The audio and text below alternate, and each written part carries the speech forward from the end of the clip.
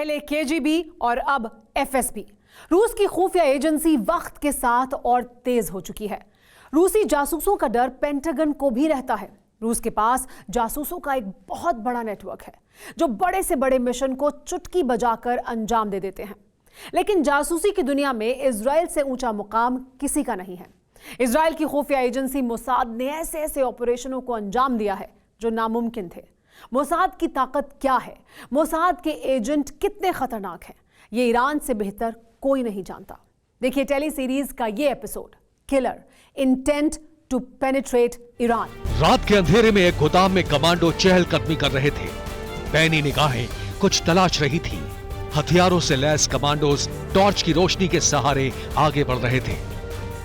गोदाम में जैसे जैसे कमांडोज आगे बढ़ रहे थे, उनके दिल की धड़कनें बढ़ती जा रही थी, क्योंकि ये ऑपरेशन दूसरे मुल्क में जारी था, उस मुल्क में जो इन कमांडोज के जानी दुश्मन थे।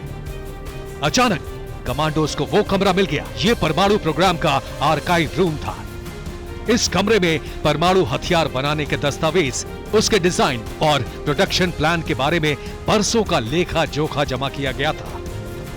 32 तिजोरियों में बंद सर्वनाश का सीक्रेट जुटाने के लिए कमांडो वहां पहुंचे थे। उन्होंने एक एक कर सारी तिजोरियां तोड़नी थी। तिजोरियों से 50,000 पन्ने, 163 कॉम्पैक्ट डिस्क और वीडियो जुटाने थे और फिर वहां से सुरक्षित भी निकलना था। दुश्मन मुल्क में महज 6 घंटे के भीतर ये ऑपरेशन कामयाब रहा, 100% सक्सेसफुल। सुनने और देखने में वो ऑपरेशन जितना हैरत अंगेज था, उससे हजारों गुना जोखिम भरा ऑपरेशन था। ऑपरेशन एटम को अंजाम दिया इजराइल के मोसाद ने। वही मोसाद एजेंट्स जिन्हें सरप्राइज देने वाले सनसनीखेज ऑपरेशन के लिए जाना जाता है। मोसाद एजेंट इजराइल के वो रक्षक हैं जो दुश्मनों के काल हैं।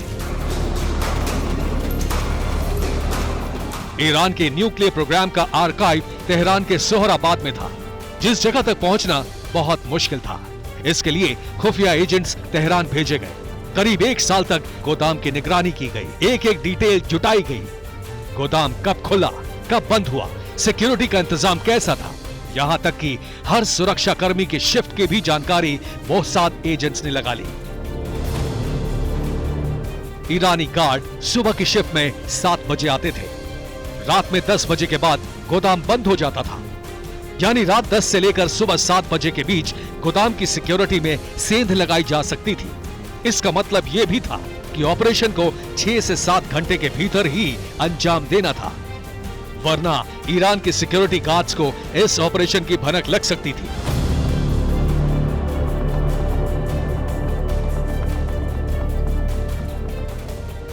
परमाणु गोदाम के 2 दरवाजे के पार कैसे जाना है, अलार्म से कैसे बचना है, इसकी भी पूरी प्लानिंग की गई। सारी तैयारियां पूरी करने के बाद मोसाद कमांडोज की टीम ने तेहरान में ऑपरेशन की तारीख तय की, 31 जनवरी 2018। रात करीब 11 बजे मोसाद एजेंट्स ने ईरान के परमाणु गोदाम पर धावा बोला। 5 घंटे में न्यूक्लियर सेंटर छान डाला। जैसे ही घड़ी की सुइयों ने सुबह के 5 बजाए, सारे कमांडोज ने ऑपरेशन खत्म कर दिया। मोसाद एजेंट्स ने ईरान के न्यूक्लियर आर्काइव से 50,000 पन्ने, 163 memo compact disc, video cassette और परमाणु प्रोग्राम का पूरा प्लान जुटा लिया था। मिशन पूरा करने के बाद मोसाद के सभी एजेंट्स सही सलामत इजराइल लौट आए।